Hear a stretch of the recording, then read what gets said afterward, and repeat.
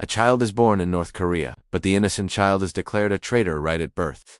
North Korea is known in the world for having the strictest laws, and some of them are so strange that it's hard to even believe.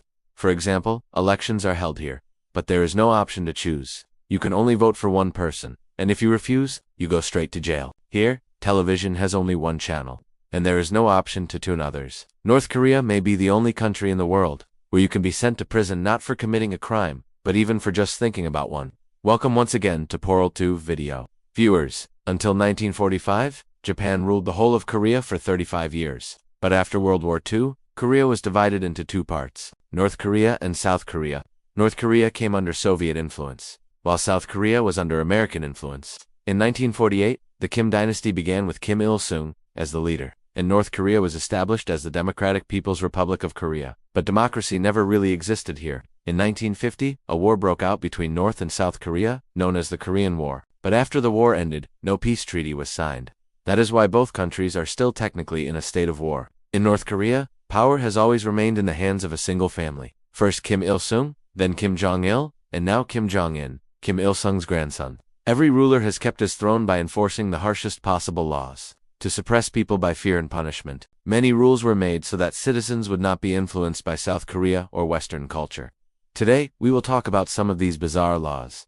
So let's begin. In 2024, North Korea banned the use of sunglasses and wedding dresses. In metro stations and public places, speeches of the Kim family are played instead of music. And during this time, no one is allowed to talk or make noise. If people are caught watching South Korean dramas or Hollywood films, they face labor camps or severe punishments. These restrictions are to stop ideological contamination so that foreign influence doesn't reach the people. Ordinary citizens in North Korea don't have access to the internet. They only get permission to use an internet. It's a completely closed network that works only inside the country. Even on this network, the state monitors what people are reading, watching, and saying. This way, the government controls all information so people don't get influenced by the outside world. Making a phone call abroad without permission is illegal. If you want to talk to someone outside the country, you must first get approval from the government. Television, radio, and newspapers are also run only by the state. Private media is unimaginable, and this media only praises the government, glorifies the Kim dynasty, and portrays foreign countries like the US as enemies. From childhood, hatred against America and its allies is fed into the people. The government even controls hairstyles. Only a few approved styles are allowed. That means people are told which haircut they can have. Anything that carries foreign influence is banned, like wearing jeans, dyeing hair, or flashy clothing.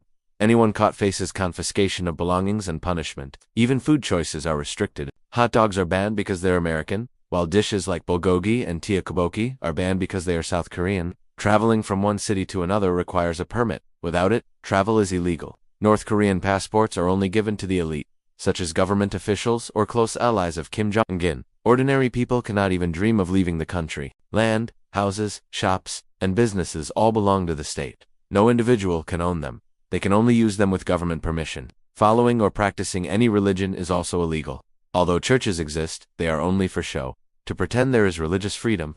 In reality, anyone caught practicing religion is sent to labor camps. If someone tries to oppose the government or speak against the Kim dynasty, not only that person but their entire family is imprisoned, and this punishment can last for 3 generations. That means, if a person is labeled a traitor, even their grandchildren born years later will also be called traitors. This system exists to ensure rebellion never rises against the Kim family. Every neighborhood has government spies keeping secret watch on citizens. The strangest part is that here, you don't even have to commit a crime. If you merely think about a crime and someone reports you, you can be jailed. From birth to death, weekly self-criticism sessions are held. In these, people confess mistakes, like hiding someone's weakness from the government, praising Kim Jong-un less, or being impressed by foreign things.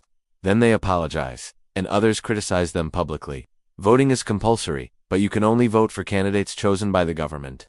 There are no real elections where people choose their leaders. If someone doesn't vote, they are considered traitors. So why hold elections at all? In reality, these are not elections, but loyalty tests. When 100% of the people vote for one candidate, the government takes it as proof of power and unity. North Korea also has a national assembly, called the Supreme People's Assembly, but its job is not to make decisions, only to stamp approval on Kim Jong-un's decisions. Every citizen must memorize the 10 ideological principles of the government. If someone forgets or stumbles while reciting them, they are branded a traitor. Each of these principles mentions Kim Il-sung's name. Every TV set in North Korea is preset to state channels like Korean Central Television. People cannot change channels, and tuning into others is illegal. Imported TV sets have foreign tuners disabled before being sold. Even bicycles require registration and number plates. To ride one, you must pass a road safety test and get a license. Clothing with foreign logos, slogans, or flags is strictly banned. The government sees them as cultural contamination.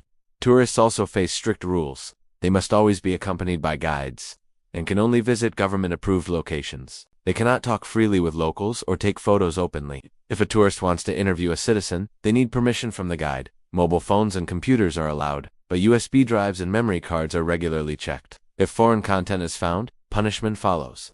Citizens are divided into classes under a cruel system called Sung. This system decides a person's life at birth based on family history. There are 3 categories: core, wavering, and hostile. The core class includes those whose ancestors fought in Kim Il-sung's revolution or who were soldiers in the Korean War. They are considered most loyal, get the best jobs in government or military, permission to live in the capital Pyongyang, and are the only ones allowed to own cars.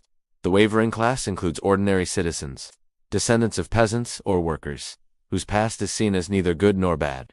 They get middle-class privileges. The hostile class includes those whose ancestors practiced religion or had ties to South Korea. The government considers them traitors, and they are given the worst jobs like mining, hard labor, or cleaning. Electricity, water, and gas are rationed and strictly monitored. From the age of 17, military service of 10 years is compulsory for all men and women. When any member of the Kim family dies, or on the death anniversaries of Kim Il-sung or Kim Jong-il, public mourning is mandatory. If someone doesn't cry, their loyalty is questioned. Every home must display portraits of Kim Il-sung and Kim Jong-il, and cleaning them regularly is a duty. In schools, children memorize the speeches of Kim Il-sung and Kim Jong-il. North Korea is so cut off from the world that it even uses a different calendar, the Jukki calendar. It begins in 1912, the birth year of Kim Il-sung, so 1912 is Jukki year 1. That means in 2025, North Korea's year is 113. There are many reasons why North Korea remains so isolated. One is the regime's fear that if people learn about the outside world, they will rise against it, so media, travel, and internet are restricted. Another reason is international sanctions due to its nuclear program, which further isolated the country. It should be noted that some of these rules may have changed or become even stricter today. Updated information is hard to get.